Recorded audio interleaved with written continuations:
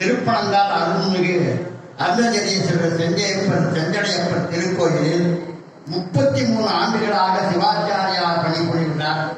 கருமை, துளசி, பழசி ஆகிய திருமணங்களோடு தொடர்புடையவர். பல வெளிநாடுகளுக்கு சென்று பல கும்பாபிஷேகம், மகா உற்சவம், பல சிறப்பு நிகழ்ச்சிகளில் பங்கு பெற்று வருபவர். வேத ஆகம மந்திரங்களை முழுமையாக உச்சரிப்புடன் உச்சரித்து நித்திய நியம பூஜைகளை மரபு ஒழுவாமல் ஆற்றி வருபவர். ஸ்ரீ செஞ்சடையப்பருக்கு நித்திய நியம பூஜைகளையும் வழிபாடுகளையும் நிறைவாக செய்து மகிழ்ந்து வருபவர்.